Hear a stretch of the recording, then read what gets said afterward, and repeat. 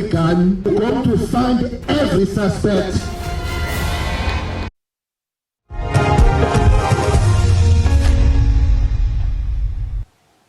Asian shares hit two-year highs while copper and gold struck records as investors wagered on interest rate cuts.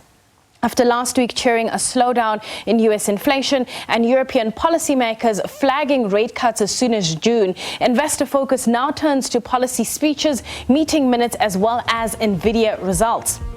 Locally, restaurant group Famous Brands has reported lower full-year earnings as lower consumer spending dampened demand. The group said that in the medium term, it would evaluate opportunities to divest from non-core assets. Meanwhile, Astral Foods has reported interim earnings at the upper end of guidance as it put a devastating bird flu outbreak behind it and benefited from load shedding improvements as well as reduced diesel costs. To give us perspective on the markets and help us look ahead, we are joined by Gary Boyson, who is a portfolio manager at Rand Swiss. Gary, thank you so much for your time. We're kicking off the week, lots to look out for, but what's driving markets at this stage? That's a good question. So at the moment, the market's really been driven by the resource index, up around 2%. The overall top 40, up around 0.7%, and all of that heavy lifting being done by gold. So you've got the likes of, Gold Fields up significantly, Anglo Gold also up nicely, all well over 2.5% higher, and that's helping to lift the resource index. Industrial index is essentially flat. The financial index also up about 0.7%. At the moment, this does look like it's coming from a weaker dollar, maybe a little bit of election optimism as well. But the rand to the dollar down to 18.21 currently, so looking incredibly strong. And then, as you mentioned, a whole host of things that are coming out this week for investors to chew on. Not least of which is a whole slew of company earnings today. Speaking of those company earnings, I mean, there's so much that's happened on Sense this morning, but let's pick two that we can talk about, perhaps Astral and Netcare results. Absolutely. So I think maybe let's start with Netcare. So Netcare profit up 6%. Looking at it, there was some seasonal effects in the numbers as well, because obviously we had a later start to the school year. We also had that weird early Easter, which is going to affect a lot of results that are being reported at the moment. So their paid patient days was actually slightly lower, but even so, as I said, profit up 6% to around 708 million, which does look like a decent set of results. No big move in the share price so far. And the company just highlighting that a lot of medical aids are under pressure at the moment, given the formal sector employment has also declined slightly. I think if you look at the underlying stock, however, it's a very different story if you zoom out a little bit. And obviously, kind of big headlines making the rounds at the moment is the whole idea of the national health insurance. And Netcare is the kind of stock that's going to take a risk premium for this. So if we zoom out, back to 2015 when the stock peaked.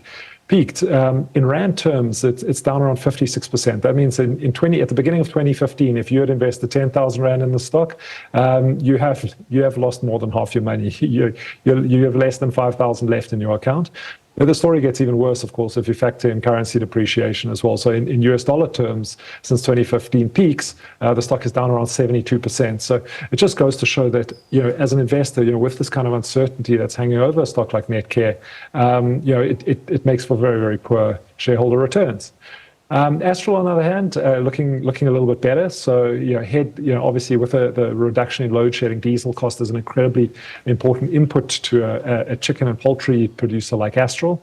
So their headline earnings per share up 441%. Now that sounds amazing until you consider how it was made. And they previously made 62 million in profit. That's up to 355 million. But this is on a revenue base of around 10 billion.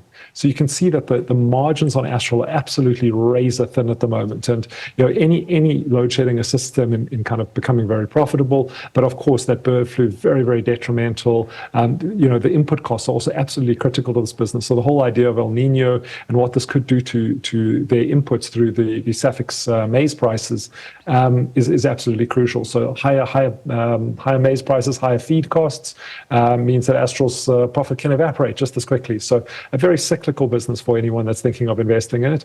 But this time around, a very nice result.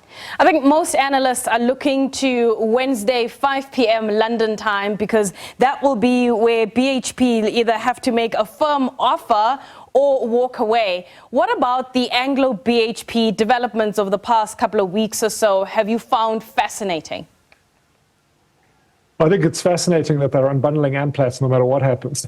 So on the 13th, obviously, we had the rejection of the second deal. It looked like so it's an all scrip transaction, but BHP was going to offer £34 billion. Anglo says that materially, Anglo management at least, Anglo-American management says that materially undervalues the business.